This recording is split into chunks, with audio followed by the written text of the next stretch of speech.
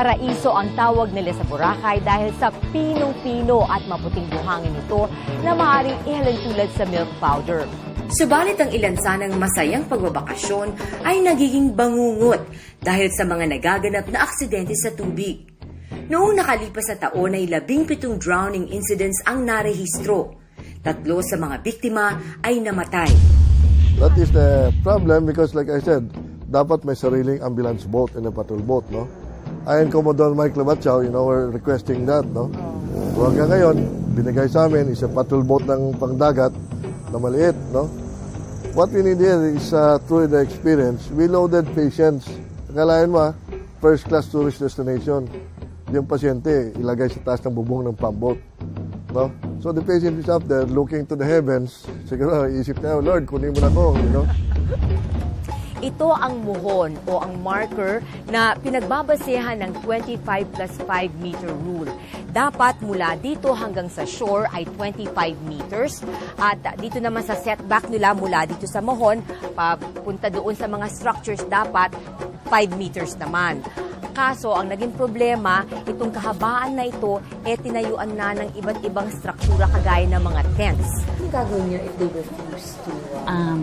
Siguro dyan na gagamit ang local government ng tinatawag na political will to implement. Pero so far, positive naman yung response nila na they will be participating or they will do the redevelopment in their areas. Siguro hindi lang natin maiwasan, baka meron talagang iilan na magre-refuse, no? But then the task force at the top level is willing naman to help us. Tulad ng ibang mga turistang dumadayo sa isla ng Boracay, dinanas din ng The Veronica Chronicles ang iba't ibang aberya. Sa mga naipasa nung nakaraang taon is itong Passenger Bill of Rights, no? Kung saan ang rights ng mga air passengers talagang pinoprotektahan dahil dati maraming mga reklamo na pag na-delay, ano bang entitlements ko? Bibigyan ba ako ng pagkain? Bibigyan ba ako ng pang-telepono?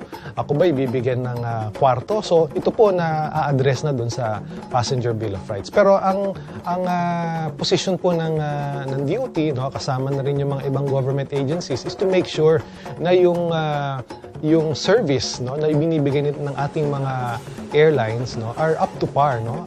And we should not make any distinction whether it's a domestic or Filipino passenger or a foreign passenger.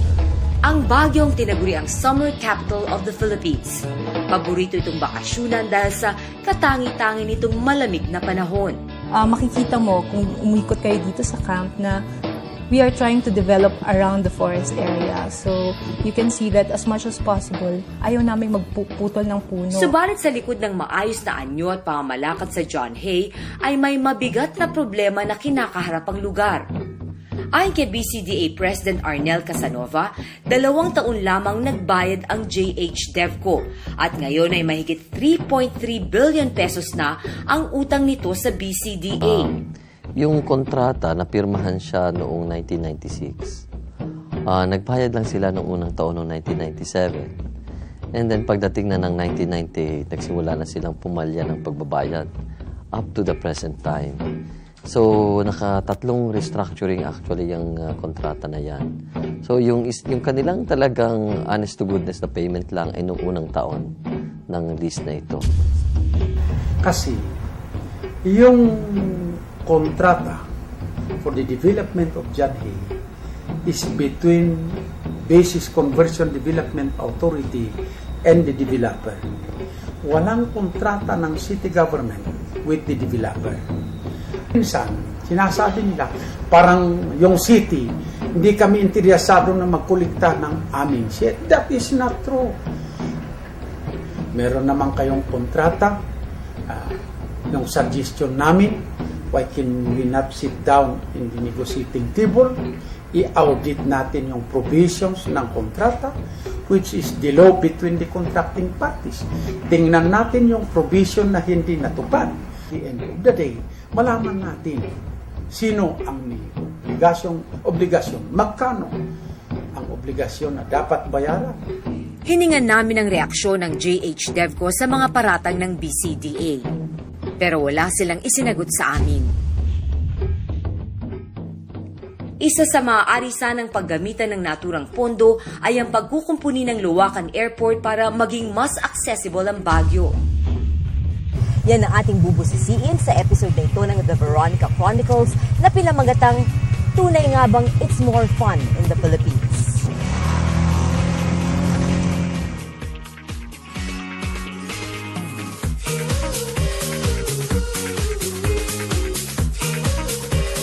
Ito ang Luwakan Airport sa siyudad ng Baguio. Isa lamang ito sa 85 airport sa buong bansa na kailangang kumpunihin. Ang problema, 10 airports lamang at karamihan sa mga ito international airports ang binibigyang prioridad ng pamahalaan kasi sa budget. Ang naisana nila dito tumulong ang local government sa pagbibigay ng pondo para maayos itong airport na ito. Ang problema kasi dito tumatawid sa runway mismo ng airport ang mga residente dahil bagamat may kalsada na ginawa ang pamahalaan doon para sa kanila, nalalayuan sila so ginagawa nila itong shortcut, tawiran, kahit na runway ito.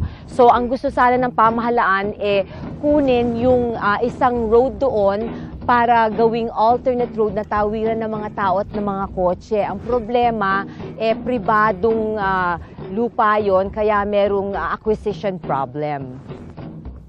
Noong nakarang taon ay tumigil na ang paglipad ng mga commercial airlines sa paliparang ito.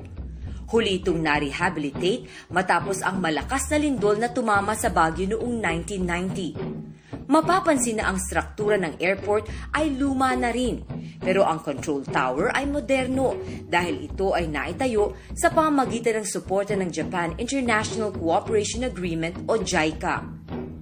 Si Mary Sulin Sagorson ang bagong naitalagang OIC ng Luwakan Airport at naatasang tiyakin ang pagsasaayos ng paliparan. Luwakan Airport is operational. We are catering to general aviation flights, the military flights, and the private flights. Kasi ang problema yata nun, yung may mga tumatawid na hayop at saka mga tao. So, di ba delikado yon? Nako-control naman siya Nako-control naman siya kasi we have our contingency measures and then the risk management that the management is working on. Pero aminado si Sagorson na maraming kailangang ayusin sa paliparan. Isang komprehensibong pag-aaral ang tinatapos na daw ng National Economic Development Authority para sa pagsasaayos ng paliparan. Problema na lang daw ang pagkalap ng pondo para dito. So yung funding will come from the CAAP. But there are 85 airports na ng funding na yon, mag-allocate ng funding na yon. So dapat tulong-tulong supposed to be sa isang region, lalo na if the tourism wants the region to be marami siyang tourist arrivals. So the airport is very a major siya, means of transportation. So kailangan tulong-tulong siya from the local government, from the tourism sector, from the CAAP, ganon. Batid ni Baguio City Congressman Nick Aliping ang kahalagahan ng pagkakaroon ng maayos na paliparan kung kaya't nangako siya na tutulong siya sa pagpopondo nito. Umaasa mga taga-Baguio na makakatulong ang pagiging member ni Congressman Aliping sa makapangyarihang Committee on Appropriations sa mababang kapulungan upang makakalap ng pondo para sa kanilang paliparan. If there's a need for my pork barrel to be shared for the rehabilitation and the improvement of the airport, why not? I welcome that. Likewise, yung kasing pundo pala ng Luwakan Airport na yan, hindi sa DOT, but it is with the Department of Tourism, Department of Transportation Communication through Secretary Abaya. Kaya pupuntahan ko siya kung ano ba yung mga pondo na nakalaan doon sa mga airports, in particular sa Luwakan Airport. Naniniwala si Congressman Aliping na ang pagkakaroon ng maayos na airport ang susi sa pagdami ng mga turista sa Baguio. We have to open commercial flights for Luwakan Airport kasi that is the fastest means of coming to Baguio. Imagine kung meron yan, pwede ng 1 hour 30 minutes to sa Baguio. At meron tayong alternative. Just in case that the visibility of Luwakan Airport is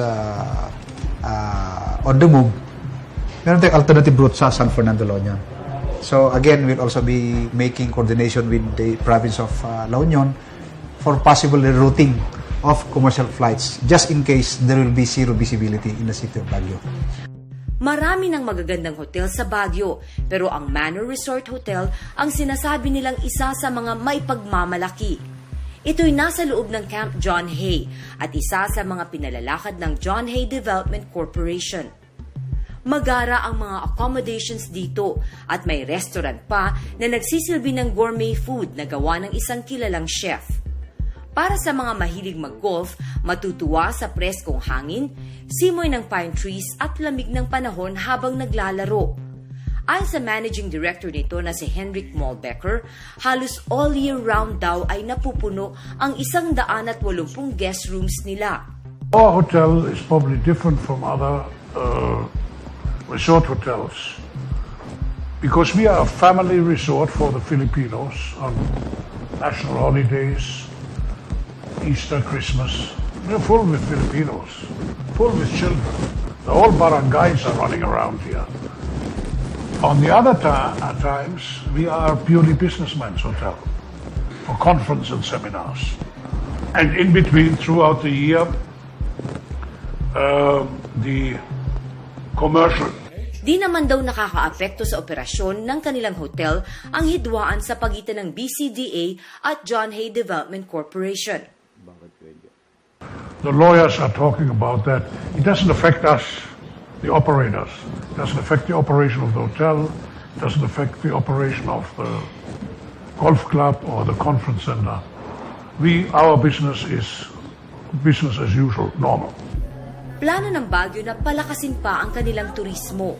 Ayon kay City Tourism Officer Benedicto Alhambra, napakalaki pa ng potensyal ng Baguio para makaengganyo ng mas marami pang turista. Sa ngayon, karamihan ng mga bumibisita sa Baguio ay mga domestic tourists. Ang aming target last year was 1.5 million. We were able to get data from 148 hotels, accredited and non-accredited. But we extended gathering data to alternative accommodation services tulad ng yung mga house homestay and then even convents are being used as hotel accommodation, alternative accommodation. So we started gathering data there and we were able to meet the target of 1.5 and then we increase it to 1.7 this year and hopefully by next year we'll increase it by 2 million. On a 1 million tourists, the estimate on value pesos is more or less 435 million on sales tax on a 1.3 billion on gross receipts. Ganun po kalaki. So indirectly yun ang binibigay na revenue ng mga tourist arrivals. But the city of Baguio gets a big share in tourism through the payment of realty property taxes, business permit fees, building improvement fees. Yun ang mga malaking binibigay sa lungsod ng Baguio.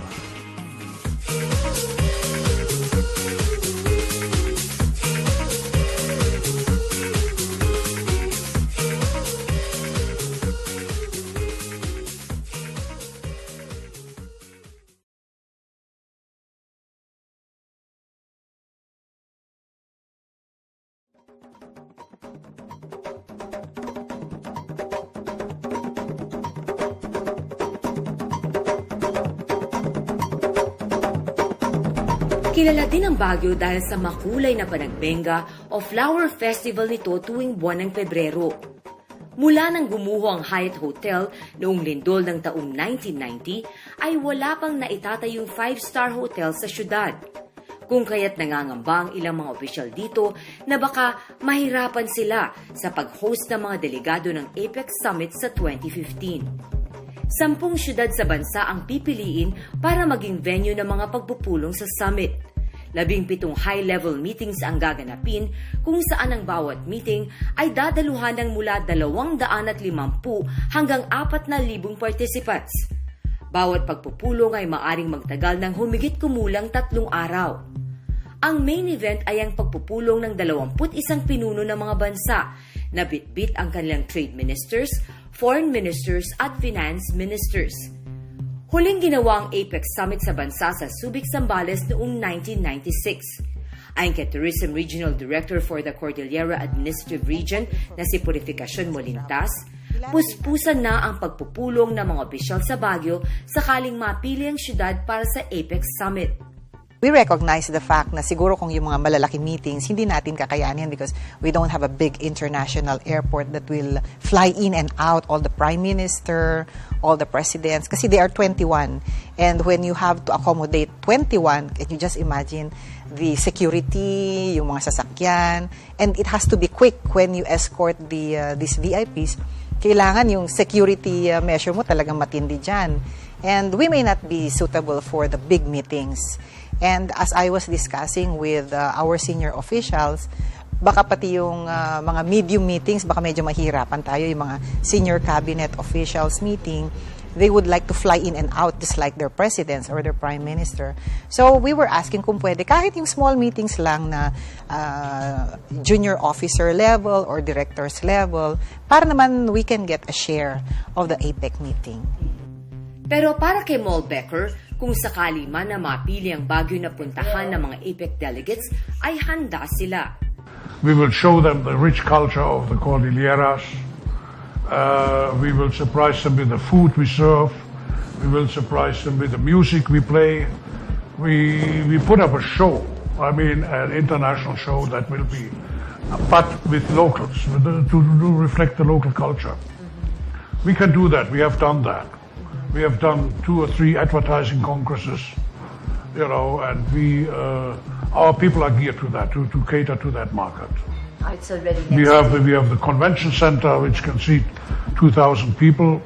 So we have done that in the past. It's nothing new to us. Ayon kay Molintas, pinagtutuunan ng pansin ngayon ng pamahalaan na magawang accessible o madaling marating ang mga tourist destinations. Dahil unang-una sa lahat, kailangang i-increase natin yung accessibility natin. We should be able to receive more tourists with good airports. Kaya ngayon, ang isang pinagtutuunan natin ng pansin ay yung mga international airports natin. So that is now the thrust of DOTC. And the Department of Tourism and DOTC have a convergence project towards that direction. Pangalawa, yung second na tinitignan natin ngayon, binibigyan natin ng priority, is the connecting road from the airport to the tourist destination. Kaya meron din tayong convergence project between the Department of Tourism and DPWH. We are now funding roads leading to tourist destinations. At lahat ngayon ng region, yan yung pinagtutuunan natin ng pansin. It's a joint project between DOT and the DPWH. And pagka nasa site na tayo, we also expect the local government unit to assist us in the development of the sites. So it is actually how to create travel seamless, to become seamless in the whole Philippines. Maybe maybe we should consider an helicopter service between San Fernando, Baguio, and the rice terraces. Because the rice terraces is one of the wonders of the world, and everybody wants to see them, but you cannot get there until you sit in a jeepney for 2 days, and you have a chance to probably to end up in a ditch or whatever, and it will be torture. So I think the rice terraces linked up to Baguio and Poro Point and to the airport, that will be the answer to attract international tourists. Noong 2012, umabot ng 4.3 million ang tourist arrivals sa bansa. Pinakamataas ito sa ating kasaysayan. Gayunpaman, nananatili pa ring pinakamababa ito sa buong Southeast Asia. 1.8% lamang ito kumpara sa Malaysia na nagtamo ng 10.7%. Ang Thailand na nakakuha ng 9.6%, Indonesia na nagtala ng 3.9% at Vietnam na nagtamo ng 2.9%. Sa susunod na taon, target ng pamahalaan na makakuha ng 6.8 million tourist arrivals sa bansa. Pero para kay Assistant Secretary Benito Bengzon, kung tutuusin ay malaki na ang ating tourist arrivals dahil ang pagpasok ng mga ito sa ating bansa ay via air or sea lamang. Ang iba kasi mga bansa ay may cross-border tourists. Una, kailangan maintindihan natin na ang Pilipinas ay isang archipelago. 99% of all our foreign visitor arrivals come by planes. Yung remaining 1%, yun yung mga sumasakay ng cruise ship. Pero hindi tayo katulad ng mga ibang Southeast Asian countries na merong cross-border traffic or yung land travel. So, karamihan dun sa ating mga kapitbahay, binibilang nila yung mga turistang sumasakay sa kotse or nasa bus, tumatawid ng border. Tayo po walang ganon. Pero ang kagandahan nito, lahat ng ating mga foreign visitors na lumilipad, sumasakay ng barko, ay talagang totoong turista at talagang gumagastos. Tayo masyadong malayo doon sa mga ibang Southeast Asian countries na binabandera nila yung mga 15 million, 20 million, 24 million. Pag in-extract or pag kinuha ninyo yung air traffic, hindi ho masyadong malayo ang Pilipinas. In fact, pag tiningnan ninyo yung mga ibang Southeast Asian countries, no, na pinagmamalaki nilang mataas yung total arrivals nila, pag tinanggal mo yung land travel, mas mataas pa tayo. Para sa mga environmentalists, malaking hamon ang pagbalanse sa paglaki ng industriya ng turismo at pagpreserba sa kapaligiran. Ayon kay Architect Sherino Lasco, isang biodiversity advocate sa Baguio, unti-unti nang nawawala ang kagandahan at mayamang kultura nito dahil sa sobrang development ng syudad. Ang urban plan na ginawa daw ni Architect Daniel Burnham para sa Baguio ay para lamang sa populasyon noon na 25,000. Ngayon daw ay halos kalahating milyon na ang mga tao sa Baguio. Sa akin talaga, kailangan ma-define talaga ano yung priority ng planning natin. Are we going to preserve the history of Baguio? Identify yon at wag nang i-touch ng economic growth ng Baguio. And then we build around these historical spots, or remember we have a history of Chinese influence, Japanese, American. I'm wondering how we can probably also incorporate that sa plano po ng Baguio when it's fast disappearing. Yung character po ng Baguio dati nawawala. The environmental issue na remaining greens, nawawala rin. So I'm very concerned about that. Di na daw gaya ng dati ang Baguio kung saan pwedeng mag-relax sa mga parke at amoy na amoy ang pine trees nasaan ka man sa syudad. Meron tayong Burnham, and maalala ko nung bata ko pumupunta kami doon. Ang dali-dali lang to spread out the blanket, mag-picnic kami doon.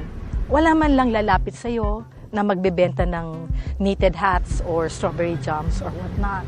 So, you can have an enjoyable moment na walang lalapit sa'yo na magbebenta ng something. Right now, wala na pong ganun. There is always someone who will sell you something, and the peace and quiet na hinahanap natin sa isang park, wala na. If that's just one example, full of cars, full of people roaming around, hindi na po yun conducive, peaceful park that we once knew it to be. Ultimo nga yung soccer field dati. Hindi natin maapakan yun dati, yung Melvin Jones. Because the grass was sacred at that time. No one can even cross and make a shortcut to Session Road. Ngayon, yan na naging shortcut ng lahat ng taong pumupunta sa school, pumupunta sa palengke. And grass can't even grow evenly in the whole field. Kahit sinong would observe what's happening right now. Hindi ba dapat ang park? Para kay Cherie, kailangang i-decongest na ang Baguio at dalhin ang turismo sa mga kapitbahay nitong lalawigan. Paniwala ko, it's time. We build other cities around us, and that's the only way to decongest Baguio and bring back Baguio for what it was before. Sang-ayon naman dito ang mga kinauukulan sa Baguio. Now we go beyond our boundaries. We go to the different neighboring areas where there are adventure, trekking, and hiking, and other kinds of wants of our tourists na pumupunta rito.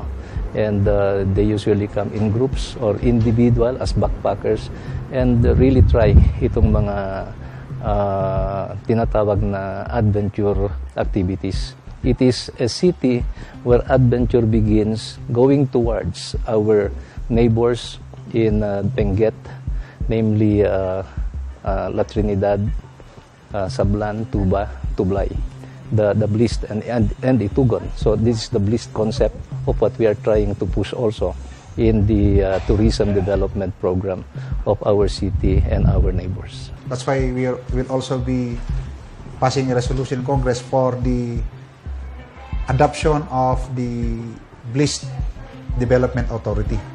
Yung BLIST kasi yon is an acronym. Baguio, La Trinidad, Itugon, Sablan, Tuba, and Tublay. So that major developments will not only be concentrated in Baguio, but it will be distributed to the nearby municipalities. Parang Metro Manila. Para hindi suffocated yung Baguio, we will unwind the city of Baguio of the several activities, ilipat natin sa mga nearby municipalities para ma-decongest. Batid ng Department of Tourism ang problemang ito, kung kaya't isinusulong nito ang Inclusive Tourism Growth Plan for 2013 to 2016. Layo nito na ma-decongest ng ilang progresibong tourist destinations at maisama na rin sa pag-unlad ang mga kalapit na komunidad upang mabigyan ng pagkakakitaan ang mga tao rito. Mahalaga sa inclusive tourism model ang pakipagtulungan ng mga local government units, regional offices, pribadong sektor, mga non-government organizations at people's organizations. Pero ayon kay Director Molintas, kabilang daw sa mga hamon na kinakaharap ng mga investors sa ilang lugar sa bansa ay ang kultura. Parang halimbawa sa Sagada, you cannot be an outsider if you want to invest. May limitasyon na gano'n dahil nasa kultura nila na if you want to invest, you should be an insider. So, yun ang isang limitasyon. Tigaroon ka. Kung gusto mong magpatayo ng isang negosyo, kailangan tigaroon ka. So, yun din ang isang kagandahan nun at meron ding disadvantage yun. But, sa mga areas na gano'n, ang pinopromote natin ay homestay so that we will be able to provide jobs for the local community. At kahit pa paano naman ay may pera na pumapasok din sa rural areas. So, kunyari may gustong malaking business na pumasok doon, hindi talaga pwede? Unless you are married to the family or by affinity, ganon. If you're not a family member, you have to be married in the community. Yun yung isang kalakaran sa Sagada.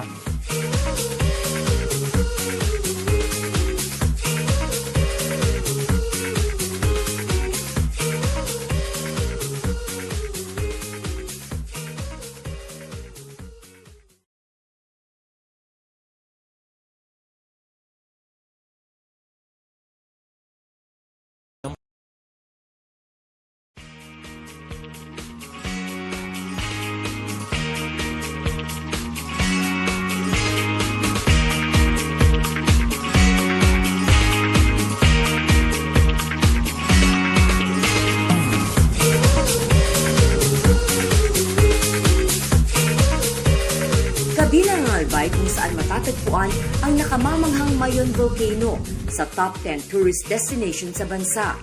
Noong nakalipas sa taon ay idineklara itong fastest growing destination sa bansa dahil halos 50% ang itinaas ng tourist arrivals nito. Umaasa ang pamahalaan ng Albay na mapili itong venue na pagdarausan ng ilang events sa gaganaping 2015 Apex Summit. Tinungo namin ang Misibis Bay Resort and Casino na nakapaloob sa 5 ektaryang lupa sa isla ng Cagraray, bayan ng Bakakay sa Albay. 50 minuto ang plane ride patungo sa Legazpi City. Pagdating doon ay 45 minutes naman ang biyahe sa pamamagitan ng shuttle van ng resort. Tumigil kami sa ilang scenic spots para mag-picture taking. Ito palang lugar na ito ay ang Memorial Shrine na itinayo bilang pag-alala sa mahigit 1,000 kataong namatay nang sinalanta ng Super Typhoon Reming ang lalawigan ng Albay noong November 30, 2006. Ang pananalasa ng bagyong Reming ay pinalala pa ng pagdaloy ng lahar mula sa Mount Mayon. Sa pagpapatuloy ng aming pagbiyahe, napansin din namin ang mga solar-powered lamp posts sa highway. Ayon sa aming tour guide, gumastos daw ng 90,000 pesos kada lamppost ang Misibis Resort para mailagay ang mga ito. Marahil ay sagot nila ito sa power problem sa lugar para di maapektuhan ang kanilang mga resort guests. Sa aming pagdating sa resort, mga katutubong ibalong dancers ang sumalubong sa amin. Agad din kaming binigyan ng welcome drinks at suggested itinerary para sa gagawin namin sa 3 araw naming pamamalagi sa resort.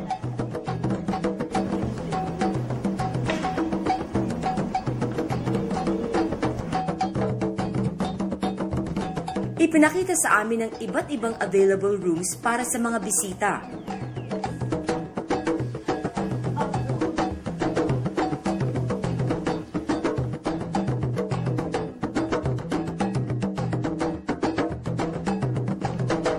Ang pinakamurang kwarto ay ang Garden View na nagkakahalaga ng 14,888 sa regular season.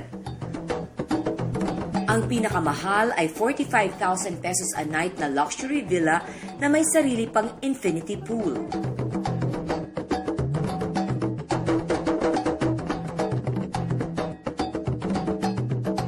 Ayon sa operations manager ng resort na si Maki Tuko, sa kasalukuyan, mayroon silang 70 villas na maaaring maka-accommodate sa 200 katao. Sa loob ng villa, sa loob ng rooms, once you enter the room, you will see there of course the 300 thread counts na bed sheets. So yung mga personalized din namin na bed mattresses, high-end mattresses, and we offered iPad dock inside the room, flat screen TV, and minibar. That's the basic amenities. And then we use it the L'Occitane. And your bathroom, sir? Yes, big, yeah. Oo. All the bathroom with bathtub. And you have yung some rooms na meron pang jacuzzi. Yes, we have 5 rooms na may jacuzzi which is located at second floor ng mga buildings. And yung iba naman may pool. Yes, we have also 3 luxury villas with their own private pool. Under construction pa daw ang karagdagang 110 rooms na matatapos bago maganap ang Apex Summit. Meron din daw silang convention hall kung saan maaring ganapin ang mga pagpupulong.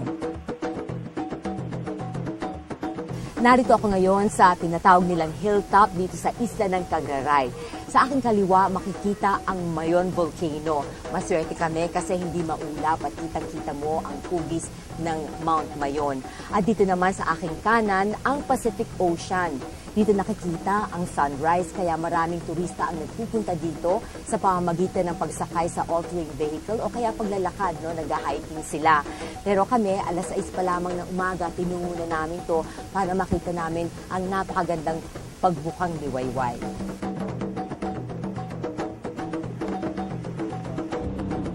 Sinubukan namin ang ilan sa mga water sports activities sa resort, gaya ng hobby cat sailing, jet ski,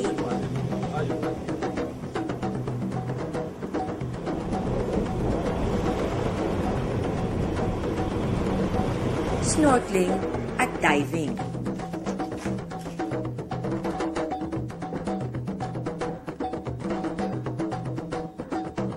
Sinubukan din namin ang all-terrain vehicle.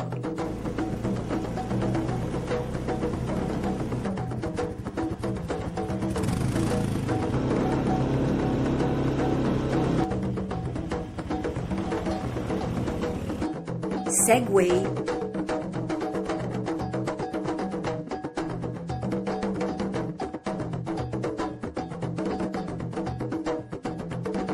at zipline.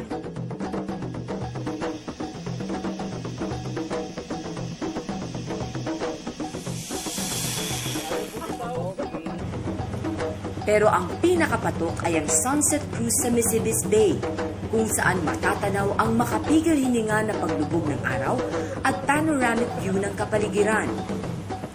Champion din ang pagsilbi sa amin ng wine, cheese at hors d'oeuvres sa yate. Para kaming sumali sa Amazing Race sa dami ng mga aktibidades na ginawa namin sa loob lamang ng isang araw.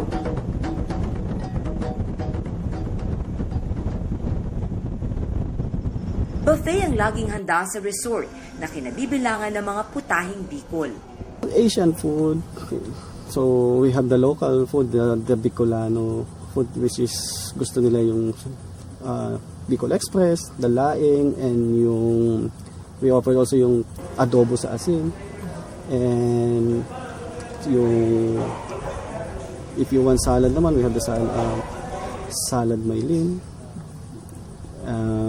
Then yung tinutungan tinutungan ng manok sa gata. Upang ma-relax matapos ang mahabang araw, ay maaring pumili sa iba't ibang available body treatments nila sa kanilang Essences Spa. Pero may kamahalan pala ito. Ang kalahating oras na back massage ay nagkakahalaga ng 1,700 pesos, samantalang ang isang oras na signature massage ay 2,700 pesos. 320 ang mga empleyado nila dito. Karamihan ay mga taga Bicol. Balak nilang kumuha ng 300 pang empleyado kapag natapos na ang construction ng iba pang mga villa. Sa pagkuha nila ng mga tauhan, ay di naman daw kailangan na college graduate, basta masipag. Bakit ganun? Bakit pumayag kayo na kahit hindi college graduate? Nakikita namin din ako yung minsan pag yung sincerity ng tao at yung kagustuhan nila na magtrabaho, nakikita namin yun. Yun ang importante. Yes, ang importante is yung attitude nila na talagang gusto nilang magtrabaho. Kasi pwede namin silang i-train for them to grow. Maybe someday maging managers din sila, ma-regular sila. Ayon kay Duco, karamihan sa kanilang guests ay mga Pilipino. Umaasa silang makakakuha pa ng maraming banyagang turista, lalo na yung mga mahilig sa kasino. Pinili ng Philippine Tour Operators Association of the Philippines ang Albay bilang 2013 summer destination. Maliban sa Mayon Volcano, isinusulong din ng Albay ang mga bagong tourist destinations nito, gaya ng Albay Green Zone, ang Vera, Busay at Botong Waterfalls, ang Pototan at Hoyo Foyopan Caves, 3 hot springs, ATV lava adventures sa paanan ng Mount Mayon at ang dinidevelop na Agro-Ethnic Center. Ipinagmamalaki din ng lalawigan ng Albay Pili Nut. 19 na iba't ibang produktong pili ang ibinebenta ng Albay Pili Nut Factory dito sa Legazpi City. Nag-e-export na rin sila sa ibang bansa.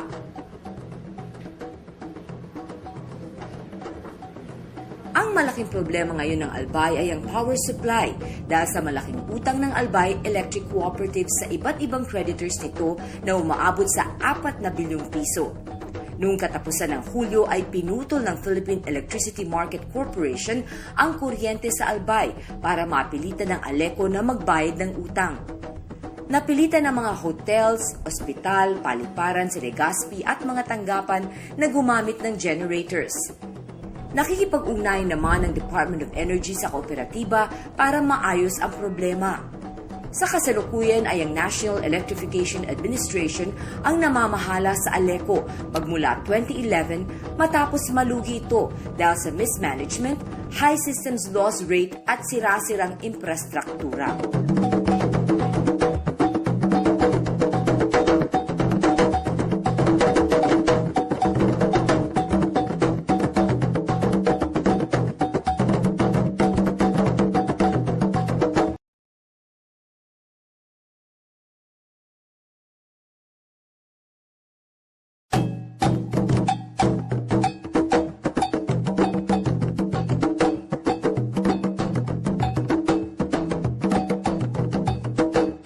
Si Robert Yupanco ang nagmamay-ari ng Zoomanity Group na siya nagpapalakad sa 7 zoo parks sa bansa. Kabilang dito ang Zubik sa Subic, Zucobia sa Pampanga at Residence Inn sa Tagaytay. Ayon kay Yupanco, ginamit niya ang prinsipyo ng inclusive tourism para ang mga kalapit na komunidad ay makinabang din sa mga negosyong kanyang itinayo. During the time na nag-take over ang Philippines from the US bases, many people, including ITAS, na wala ng trabaho. Okay. And then a lot of people na nasa Olongapo, mga nightclub, na wala ng trabaho, plus yung mga restaurants na wala rin ng customer. So, ang ginawa namin, inimbita namin lahat sila. We enjoined them to be helping us in the restaurant in Subic Safari. Tapos yung ITAS naman, dati medyo pinapatay nila yung mga wild boar, etc. Ngayon, naging sila na nagsumasayaw, nagkakaroon ng fire dance, etc. Plus, those people na merong makakatulong like travel agents, in-involve namin. So, that is part of the inclusive growth that is happening right now. So, our most sellable souvenir is yung mga gawa ng ITAS. So, meron kami dun sa isang corner nakalagay, ITAS Craft. Tapos meron kami ITAS Buho, Grill, restaurant. And tuwan-tuwa ito mga ITAS room. So now, by the way, we're hiring, let's say, 100 ITAS. But more than like times 4, times 5 in the family is affected because may anak sila. Mahalaga daw ang pakipagtulungan ng bawat sektor para magtagumpay. There are 3 in our whole team, The government that makes the infrastructure, the policies, the other logistics that's needed by the government. And then we have the businessman who will put the equity, who will go into the venture.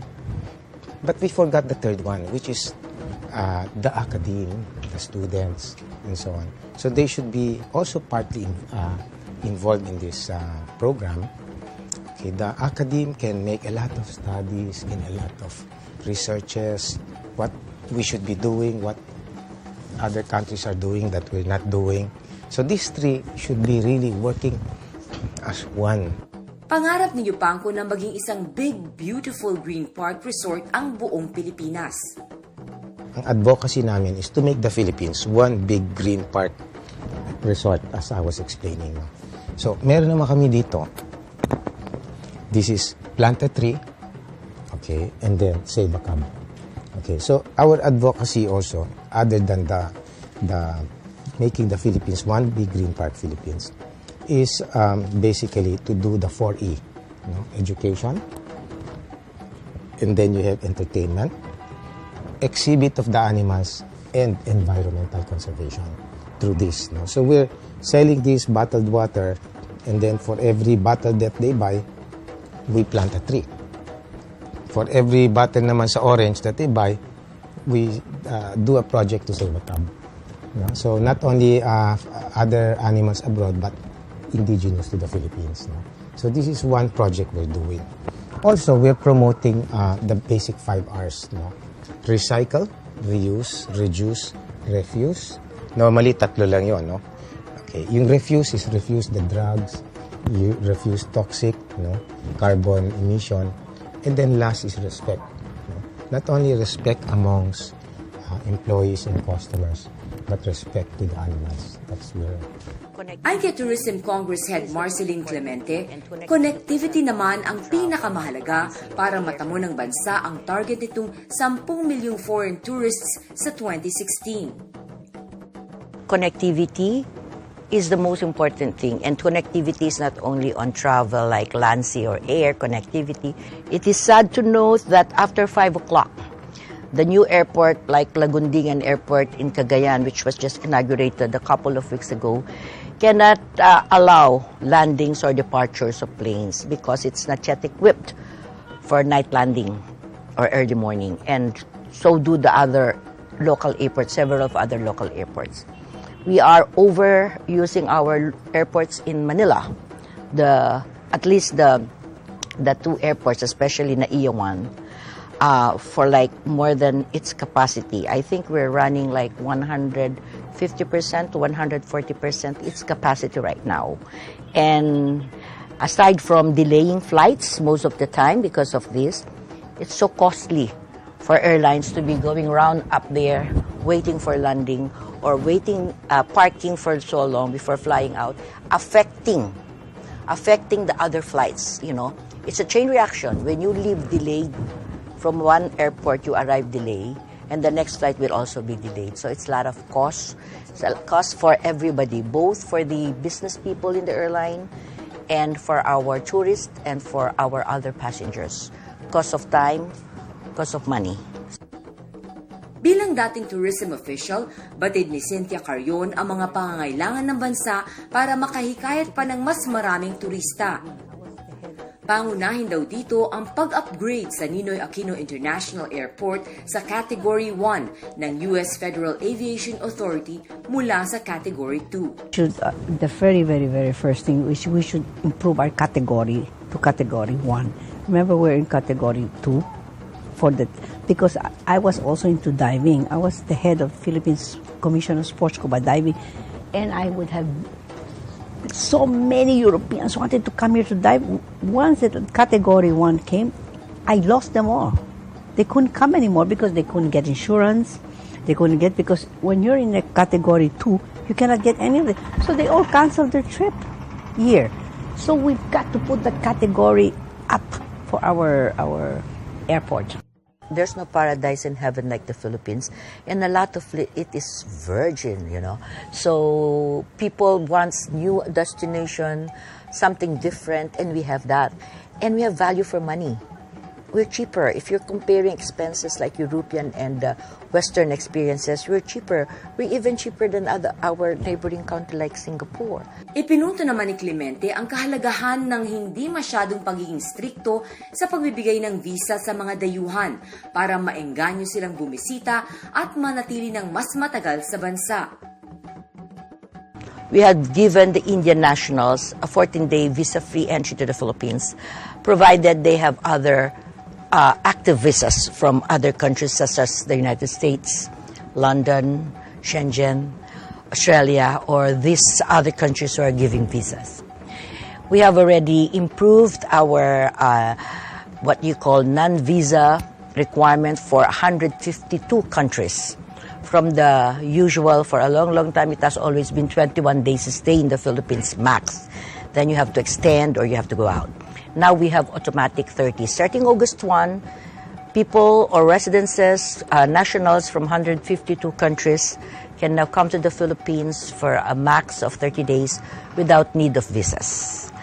And we have now improved our extension from the usual 60-day max extension. We now have 180 days initial extension that can be still extended for another 180 days for those really who wanted to have like a really like retirement thing or long stay vacations from cold weathered countries. So these are the improvements. Sinasabi nilang ang bawat isang dayuhang turista ay nakakalikha ng 7 trabaho para sa mga Pilipino. Bawat isang dayuhang turista ay gumagastos ng humigit kumulang na $93 bawat araw. Noong nakaraang taon, kumita ang Bureau of Immigration ng 2.7 billion pesos sa mga visa fees ng mga dayuhan. Umaasa si Tourism Secretary Ramon Jimenez na kikita ang bansa ng $10 bilyong pagsapit ng 2016 mula sa turismo. Ngayong taon ay inaasahang aabot ng $5 bilyong ang kikitain ng ating tourism industry. Posible din daw na umabot sa 44 million ang domestic tourists sa bansa mula sa orihinal na target na 35.5 million. Ayon kay Clemente, bagamat di hamak na mas maliit ang budget natin para sa promotion sa ibang bansa, magaling ang kampanyang ginagawa ng Pilipinas para makilala tayo sa buong mundo. The It's More Fun in the Philippines campaign has won several awards, international awards for the awareness that it has generated. Our budget for promotion has quite increased, and it has been put into good use.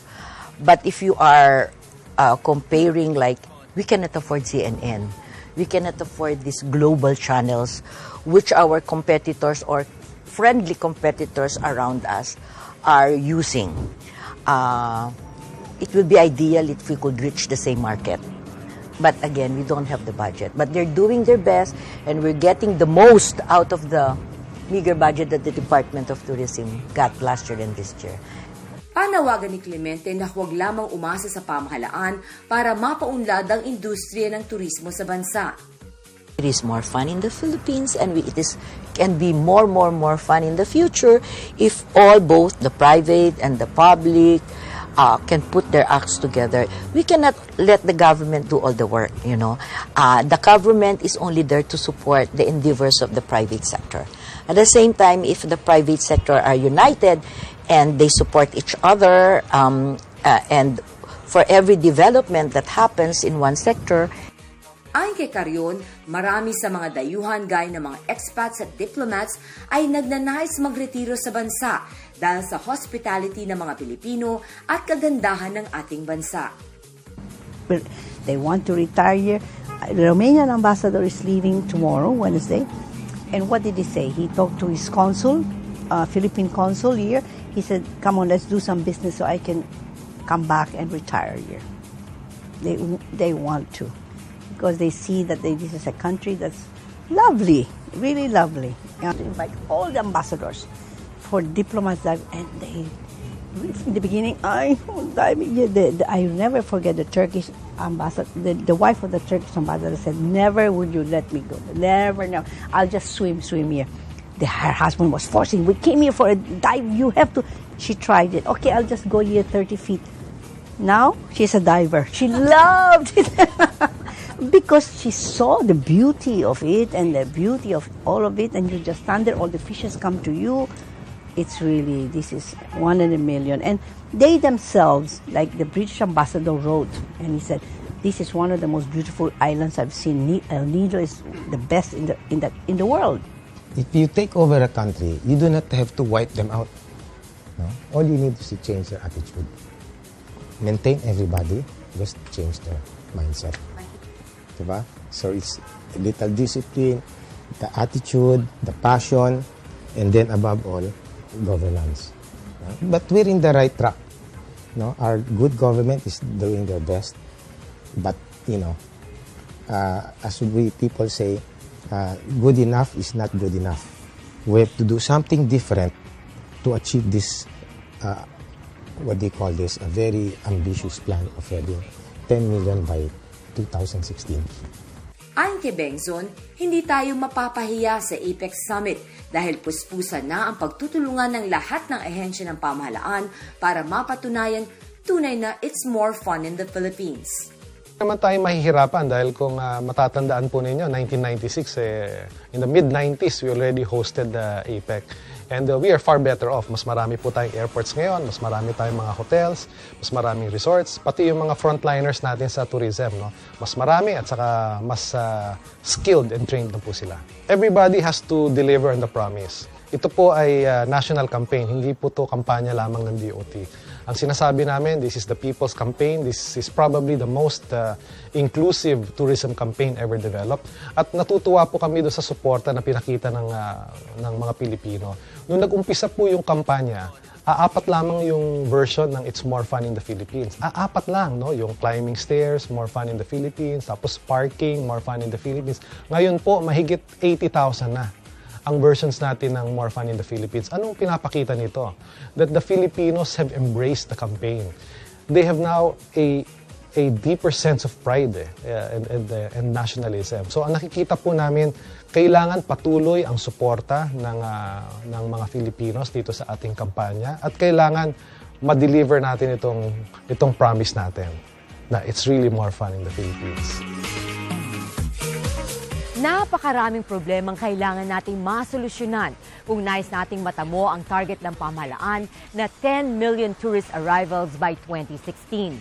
Pangunahin dito ang infrastruktura para maging madali na marating ng mga turista ang magagandang lugar sa Pilipinas. Hindi maaring papatay-patay ang mga kinauukulan sa pagpapatupad ng mga solusyon dahil matindi ang kompetisyon na kinakaharap natin mula sa mga ibang bansa. Pagtutulungan ng gobyerno, mga negosyante at komunidad ang mahalaga para matamo natin ang pagnanasang maging pangunahing tourist destination ang Pilipinas.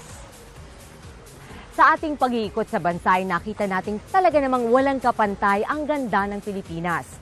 Pero mahalaga na ang bawat negosyante, opisyal at mamamayan ay magkusa ng itama ang anumang mali. Tanggaping kailangan magsakripisyo para sa ikabubuti ng bansa at magkaisa para mas maging makahulugan at makatotohanan ng ating slogan na It's More Fun in the Philippines. Ako po si Veronica Baloy Jimenez at ito ang The Veronica Chronicles.